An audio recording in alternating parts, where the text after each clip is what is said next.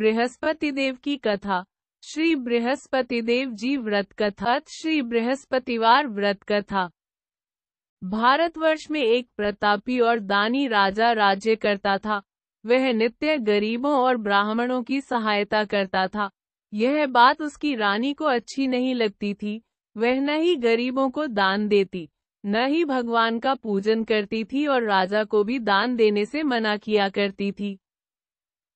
एक दिन राजा शिकार खेलने वन को गए हुए थे, तो रानी महल में अकेली थी।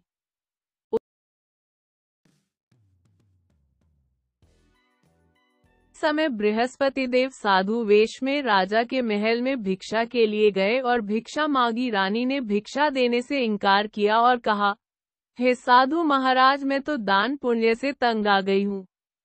मेरा पति सारा धन लुटाते रहते हैं। मेरी इच्छा है कि हमारा धन नष्ट हो जाए, फिर न रहेगा बांस, न बजेगी बांसुरी। साधु ने कहा, देवी तुम तो बड़ी विचित्र हो। धन, संतान तो सभी चाहते हैं।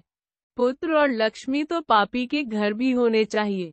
यदि तुम्हारे पास अधिक धन है तो भूखों को भोजन दो, प्यासों के लिए प्याऊ बनवाओ, मुसाफिरों के लिए धर्मशालाएं खुलवाओ। जो निर्धन अपनी कुंवारी कन्याओं का विवाह नहीं कर सकते, उनका विवाह करा दो। ऐसे और कई काम हैं जिनके करने से तुम्हारा यश लोक परलोक में फैलेगा। परंतु रानी पर उपदेश का कोई प्रभाव न पड़ा। वह बोली, महाराज आप मुझे कुछ न समझाएं। मैं ऐसा धन नहीं चाहती जो हर जगह बांटती फिरूं। साधु ने उत्तर दिया, यदि तुम्हारी ऐसी इच्छा है तो तथास्तु। तुम ऐसा करना कि बृहस्पतिवार को घर लीपकर पीली ती से अपना सिर धोकर स्नान करना, भट्टी चढ़ाकर कपड़े धोना। ऐसा करने से आपका सारा धन नष्ट हो जाएगा। इतना कहकर वह साधु महाराज वहां से आलोप हो गए। साधु के अनुसार कई बातों को पूरा करते हुए रानी को केवल 3 बृहस्पतिवार ही बीते थे कि उसकी समस्त धन संपत्ति नष्ट हो गई। भोजन के लिए राजा का परिवार तरसने लगा। तब एक दिन राजा ने रानी से बोला कि हे रानी, तुम यहीं रहो, मैं दूसरे देश को जाता हूँ, क्योंकि यहाँ पर सभी लोग मुझे जानते हैं। इसलिए मैं कोई छोटा कार्य नहीं कर सकता। ऐसा कहकर राजा परदेश चला गया। वहां वह जंगल से लकड़ी काटकर लाता और शहर में बेचता। इस तरह वह अपना जीवन व्यतीत करने लगा। इधर राजा के परदेश जाते ही रानी और दासी दुखी रहने लगी। एक बार जब रानी और दासी को 7 दिन तक बिना भोजन के रहना पड़ा, तो रानी ने अपनी दासी से कहा, हे दासी, पास ही के नगर में मेरी बहन रहती है। वह बड़ी धनवान है। तू उसके पास जा और कुछ ले आ, ताकि थोड़ी बहुत गुजर बसर हो जाए। दासी रानी की बहन के पास गई। उस दिन गुरुवार था और रानी की बहन उस समय बृहस्पतिवार व्रत की कथा सुन रही थी। दासी ने रानी की बहन को अपनी रानी का संदेश दिया, लेकिन रानी की बड़ी बहन ने कोई उत्तर नहीं दिया। जब दासी को रानी की बहन से कोई उत्तर नहीं मिला तो वह बहुत दुखी हुई और उसे क्रोध भी आया। दासी ने वापस आकर रानी को सारी बात बता दी। सुनकर रानी ने अपने भाग्य को कोसा। उधर रानी की बहन ने सोचा कि मेरी बहन की दासी आई थी, परंतु मैं उससे नहीं बोली, इससे वह बहुत दुखी हुई होगी। कथा सुनकर और पूजन समाप्त करके वह अपनी बहन के घर आई और कहने लगी, हे बहन, मैं बृहस्पतिवार का व्रत कर रही थी। तुम्हारी दासी मेरे घर आई थी, परंतु जब तक कथा होती है तब तक न तो उठते हैं और न ही बोलते हैं, इसलिए मैं नहीं बोली। कहो दासी क्यों गई थी? रानी बोली, बहन, तुमसे क्या छिपाऊं, हमारे घर में खाने तक को अनाज नहीं था। ऐसा कहते कहते रानी की आंखें भर आई। उसने दासी समेत पिछले 7 दिनों से भूखे रहने तक की बात अपनी बहन को विस्तार पूर्वक सुना दी। रानी की बहन बोली, देखो बहन, भगवान बृहस्पतिदेव सबकी मनोकामना को पूर्ण करते हैं। देखो, शायद तुम्हारे घर में अनाज रखा हो।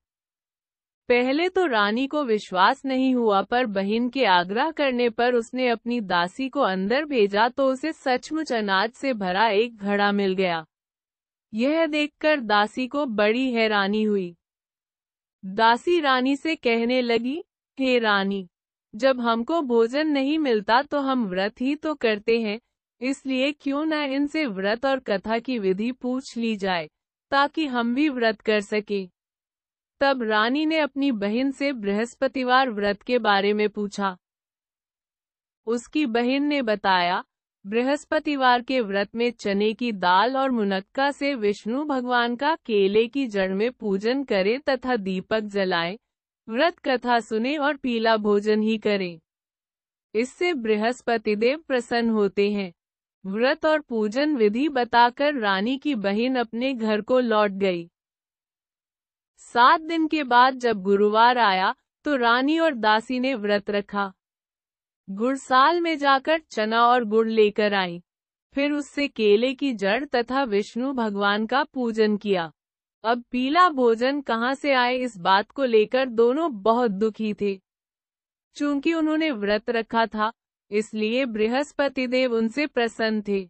इसलिए वे एक साधारण व्यक्ति का रूप धारण कर 2 थालों में सुंदर पीला भोजन दासी को दे गए।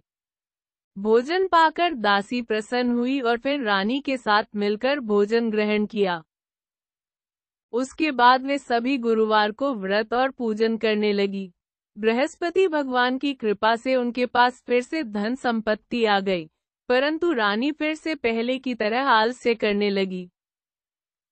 तब दासी बोली, देखो रानी, तुम पहले भी इस प्रकार आलस्य करती थी, तुम्हें धन रखने में कष्ट होता था, इस कारण सभी धन नष्ट हो गया, और अब जब भगवान बृहस्पति की कृपा से धन मिला है तो तुम्हें फिर से आलस्य होता है। रानी को समझाते हुए दासी कहती है कि बड़ी मुसीबतों के बाद हमने यह धन पाया है, इसलिए हमें दान पुण्य करना चाहिए, भूखे मनुष्यों को भोजन कराना चाहिए और धन को शुभ कार्यों में खर्च करना चाहिए, जिससे तुम्हारे कुल का यश बढ़ेगा, स्वर्ग की प्राप्ति होगी और पितृ प्रसन्न होंगे। दासी की बात मानकर रानी अपना धन शुभ कार्यों में खर्च करने लगी, जिससे पूरे नगर में उसका यश फैलने लगा। बृहस्पतिवार व्रत कथा के बाद श्रद्धा के साथ आरती की जानी चाहिए। इसके बाद प्रसाद बांटकर उसे ग्रहण करना चाहिए। एक दिन राजा दुखी होकर जंगल में एक पेड़ के नीचे आसन जमाकर बैठ गया। वह अपनी दशा को याद करके व्याकुल होने लगा। बृहस्पतिवार का दिन था। एकाएक उसने देखा कि निर्जन वन में एक साधु प्रकट हुए।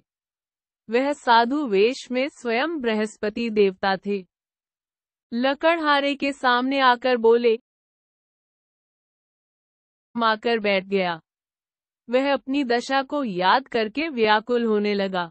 बृहस्पतिवार का दिन था। एकाएक उसने देखा कि निर्जन वन में एक साधु प्रकट हुए। वह साधु वेश में स्वयं बृहस्पति देवता थे। लकड़हारे के सामने आकर बोले, हे लकड़हारे, इस सुनसान जंगल में तू चिंता मग्न क्यों बैठा है? लकड़हारे ने दोनों हाथ जोड़कर प्रणाम किया और उत्तर दिया, महात्मा जी, आप सब कुछ जानते हैं, मैं क्या कहूँ। यह कहकर रोने लगा और साधु को अपनी आत्मकथा सुनाई। महात्मा जी ने कहा, तुम्हारी स्त्री ने बृहस्पति के दिन बृहस्पति भगवान का निरादर किया है, जिसके कारण रुष्ट होकर उन्होंने तुम्हारी यह दशा कर दी। अब तुम चिंता को दूर करके मेरे कहने पर चलो तो तुम्हारे सब कष्ट दूर हो जाएंगे और भगवान पहले से भी अधिक संपत्ति देंगे। तुम बृहस्पति के दिन कथा किया करो। 2 पैसे के चने मुनक्का लाकर उसका प्रसाद बनाओ और शुद्ध जल से लोटे में शक्कर मिलाकर अमृत तैयार करो। कथा के पश्चात अपने सारे परिवार और सुनने वाले प्रेमियों में अमृत व प्रसाद बांटकर आप भी ग्रहण करो। ऐसा करने से भगवान तुम्हारी सब मनोकामनाएं पूरी करेंगे। साधु के ऐसे वचन सुनकर लकड़हारा बोला, हे प्रभु, मुझे लकड़ी बेचकर इतना पैसा नहीं मिलता, जिससे भोजन के उपरांत कुछ बचा सकूं। मैंने रात्रि में अपनी स्त्री को व्याकुल देखा है।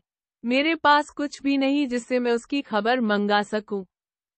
साधु ने कहा, हे लकड़हारे, तुम किसी बात की चिंता मत करो।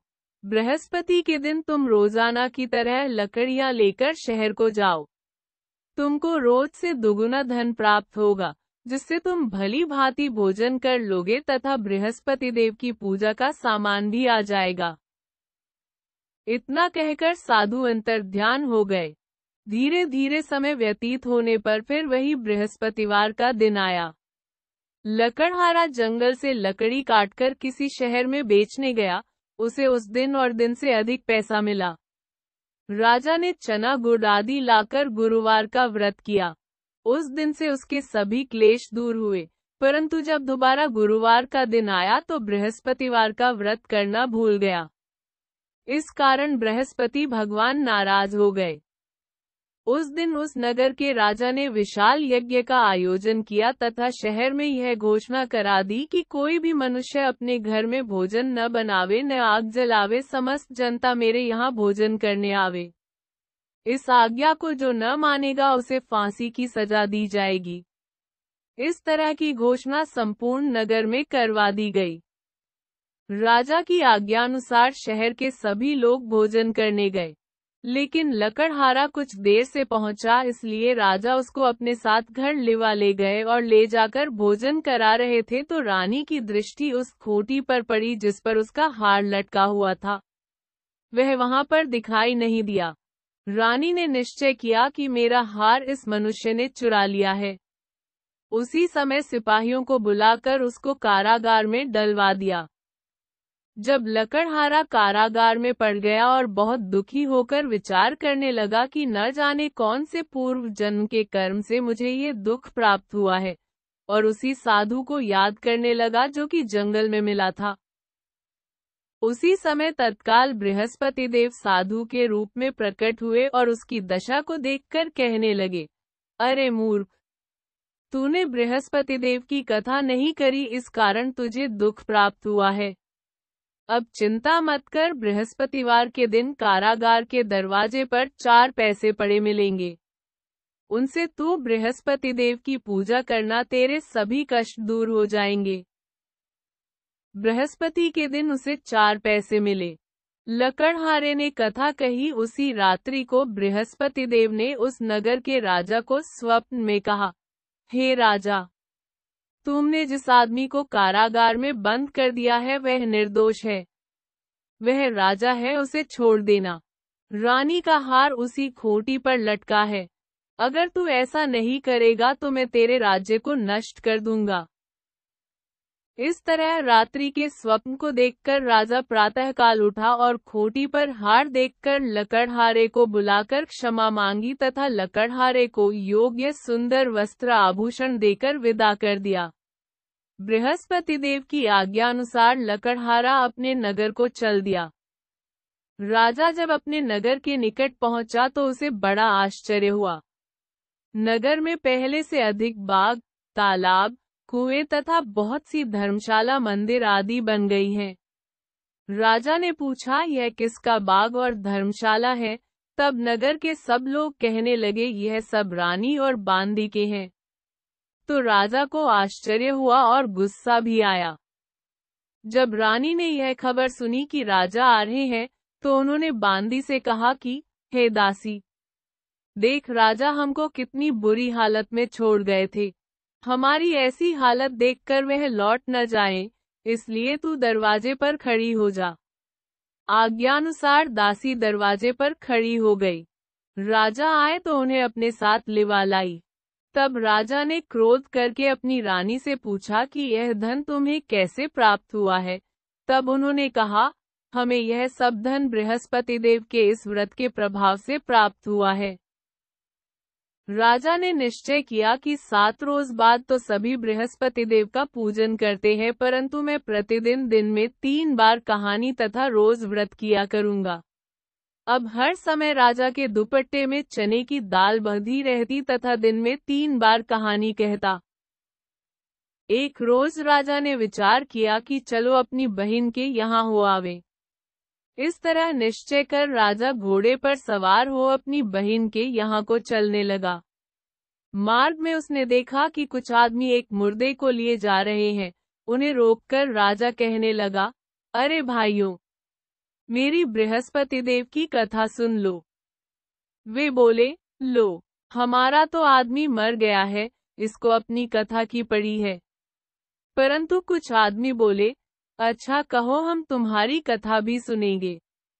राजा ने दाल निकाली और जब कथा आधी हुई थी कि मुर्दा हिलने लग गया, और जब कथा समाप्त हो गई तो राम राम करके मनुष्य उठकर खड़ा हो गया।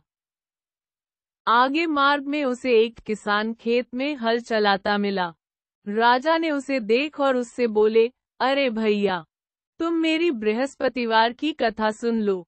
किसान बोला, जब तक मैं तेरी कथा सुनूंगा तब तक 4 हरैया जोत लूंगा। जा अपनी कथा किसी और को सुनाना। इस तरह राजा आगे चलने लगा। राजा के हटते ही बैल पछाड़ खाकर गिर गए तथा किसान के पेट में बड़ी जोर का दर्द होने लगा। उस समय उसकी माँ रोटी लेकर आई। उसने जब यह देखा तो अपने पुत्र से सब हाल पूछा और बेटे ने सभी हाल कह दिया। तो बुढ़िया दौड़ी दौड़ी उस घुड़सवार के पास गई और उससे बोली कि मैं तेरी कथा सुनूंगी, तू अपनी कथा मेरे खेत पर चलकर ही कहना। राजा ने बुढ़िया के खेत पर जाकर कथा कही, जिसके सुनते ही वह बैल उठ खड़ हुए तथा किसान के पेट का दर्द भी बंद हो गया। राजा अपनी बहन के घर पहुंचा। बहन ने भाई की खूब मेहमानी की। दूसरे रोज प्रातःकाल राजा जगा तो वह देखने लगा कि सब लोग भोजन कर रहे हैं।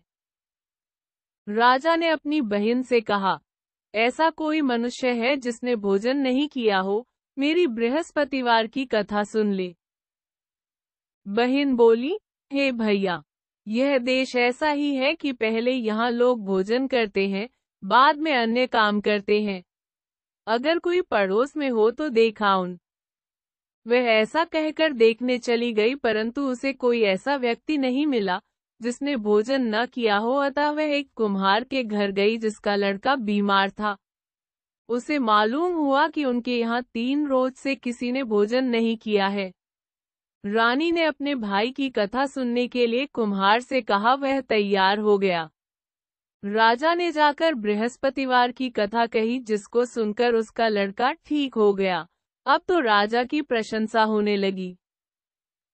एक रोज राजा ने अपनी बहन से कहा कि हे बहन, हम अपने घर को जाएंगे, तुम भी तैयार हो जाओ। राजा की बहन ने अपनी सास से कहा। सास ने कहा, हाँ चली जा, परंतु अपने लड़कों को मत ले जाना, क्योंकि तेरे भाई की कोई औलाद नहीं है। बहन ने अपने भैया से कहा, हे भैया, मैं तो चलूंगी पर कोई बालक नहीं जाएगा। राजा बोला, जब कोई बालक नहीं चलेगा तब तुम ही क्या करोगी। बड़े दुखी मन से राजा अपने नगर को लौट आया। राजा ने अपनी रानी से कहा, हम निरवंशी हैं, हमारा मुंह देखने का धर्म नहीं है और कुछ भोजन आदि नहीं किया। रानी बोली, हे प्रभु, बृहस्पति देव ने हमें सब कुछ दिया है, वह हमें औलाद अवश्य देंगे। उसी रात को बृहस्पति देव ने राजा से स्वप्न में कहा, हे राजा उठ, सभी सोच त्याग दे, तेरी रानी गर्भ से है। राजा की यह बात सुनकर बड़ी खुशी हुई। 9वें महीने में उसके गर्भ से एक सुंदर पुत्र पैदा हुआ। तब राजा बोला, हे रानी, स्त्री बिना भोजन के रह सकती है, पर बिना कहे नहीं रह सकती। जब मेरी बहन आवे तुम उससे कुछ कहना मत। रानी ने सुनकर हाँ कर दिया। जब राजा की बहन ने यह शुभ समाचार सुना तो वह बहुत खुश हुई तथा बधाई लेकर अपने भाई के यहाँ आई। तभी रानी ने कहा, घोड़ा चढ़कर तो नहीं आई, गधा चढ़ी आई। राजा की बहन बोली, भाभी मैं इस प्रकार न कहती तो तुम्हें औलाद कैसे मिलती। बृहस्पति देव ऐसे ही हैं, जैसी जिसके मन में कामनाएं हैं, सभी को पूर्ण करते हैं। जो सद्भावना पूर्वक बृहस्पतिवार का व्रत करता है एवं कथा पढ़ता है अथवा सुनता है, दूसरों को सुनाता है, बृहस्पति देव उसकी सभी मनोकामना पूर्ण करते हैं। यह भी जाने, भगवान बृहस्पति देव उसकी सदैव रक्षा करते हैं। संसार में जो मनुष्य सद्भावना से भगवान जी का पूजन व्रत सच्चे हृदय से करते हैं, तो उनकी सभी मनोकामनाएं पूर्ण करते हैं। जैसी सच्ची भावना से रानी और राजा ने उनकी कथा का गुणगान किया, तो उनकी सभी इच्छाएं बृहस्पति देव जी ने पूर्ण की थी। इसलिए पूर्ण कथा सुनने के बाद प्रसाद लेकर जाना चाहिए। हृदय से उसका मनन करते हुए जयकारा बोलना चाहिए। बोलो बृहस्पति देव की जय, भगवान विष्णु की जय। बृहस्पति देव की कथा। प्राचीन काल में एक मर्ण रहता था। वह बहुत निर्धन था। उसके कोई संतान नहीं थी। उसकी स्त्री बहुत मलिनता के साथ रहती थी।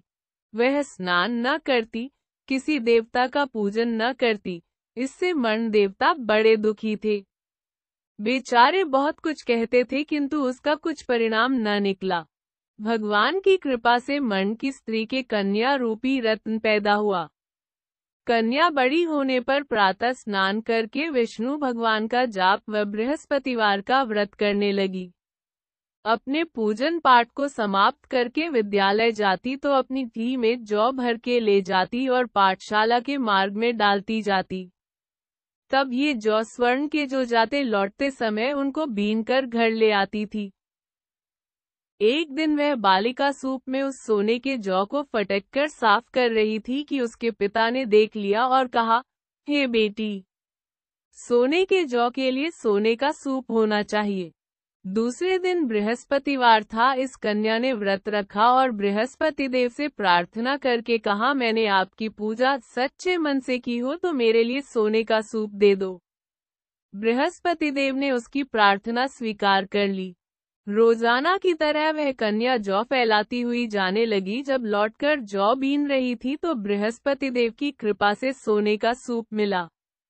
उसे वह घर ले आई और उसमें जौ साफ करने लगी, परंतु उसकी माँ का वही ढंग रहा। एक दिन की बात है कि वह कन्या सोने के सूप में जौ साफ कर रही थी। उस समय उस शहर का राजपुत्र वहां से होकर निकला।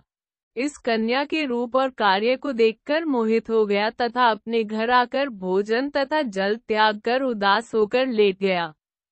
राजा को इस बात का पता लगा तो अपने प्रधानमंत्री के साथ उसके पास गए और बोले, हे बेटा, तुम्हें किस बात का कष्ट है? किसी ने अपमान किया है अथवा और कारण हो सो कहो, मैं वही कार्य करूंगा जिससे तुम्हें प्रसन्नता हो। अपने पिता की राजकुमार ने बातें सुनी तो वह बोला, मुझे आपकी कृपा से किसी बात का दुख नहीं है। किसी ने मेरा अपमान नहीं किया है, परंतु मैं उस लड़की से विवाह करना चाहता हूँ जो सोने के सूप में जौ साफ कर रही थी। यह सुनकर राजा आश्चर्य में पड़ और बोला, हे बेटा, इस तरह की कन्या का पता तुम ही लगाओ। मैं उसके साथ तेरा विवाह अवश्य ही करवा दूंगा। राजकुमार ने उस लड़की के घर का पता बतलाया। तब मंत्री उस लड़की के घर गए और मर्ण देवता को सभी हाल बतलाया। मर्ण देवता राजकुमार के साथ अपनी कन्या का विवाह करने के लिए तैयार हो गए तथा विधि विधान के अनुसार मर्ण की कन्या का विवाह राजकुमार के साथ हो गया। कन्या के घर से जाते ही पहले की भांति उस मर्ण देवता के घर में गरीबी का निवास हो गया। अब भोजन के लिए भी अन्न बड़ी मुश्किल से मिलता था। एक दिन दुखी होकर मर्ण देवता अपनी पुत्री के पास गए। बेटी ने पिता की दुखी अवस्था को देखा और अपनी माँ का हाल पूछा। तब मर्ण ने सभी हाल कहा। कन्या ने बहुत सा धन देकर अपने पिता को विदा कर दिया। इस तरह मर्ण का कुछ समय सुखपूर्वक व्यतीत हुआ। कुछ दिन बाद फिर वही हाल हो गया। मर्ण फिर अपनी कन्या के यहाँ गया और सारा हाल कहा तो लड़की बोली, हे पिताजी, आप माताजी को यहाँ लिवा लाओ। मैं उसे विधि बता दूंगी जिससे गरीबी दूर हो जाए। वह मर्ण देवता अपनी स्त्री को साथ लेकर पहुँचे तो अपनी माँ को समझाने लगी, हे माँ, तुम प्रातःकाल प्रथम स्नान आदि करके विष्णु भगवान का पूजन करो तो सब दरिद्रता दूर हो जाएगी। परंतु उसकी मांग ने एक भी बात नहीं मानी और प्रातःकाल उठकर अपनी पुत्री के बच्चों की जूठन को खा लिया। इससे उसकी पुत्री को भी बहुत गुस्सा आया और एक रात को कोठरी से सभी सामान निकाल दिया और अपनी माँ को उसमें बंद कर दिया। प्रातःकाल उसे निकाला तथा स्नानादि करा के पाठ करवाया तो उसकी माँ की बुद्धि ठीक हो गई और फिर प्रत्येक बृहस्पतिवार को व्रत रखने लगी। इस व्रत के प्रभाव से उसके माँ बाप बहुत ही धनवान और पुत्रवान हो गए और बृहस्पति जी के प्रभाव से इस लोक के सुख भोग कर स्वर्ग को प्राप्त हुए। सब बोलो विष्णु भगवान की जय। बोलो बृहस्पति देव की जय।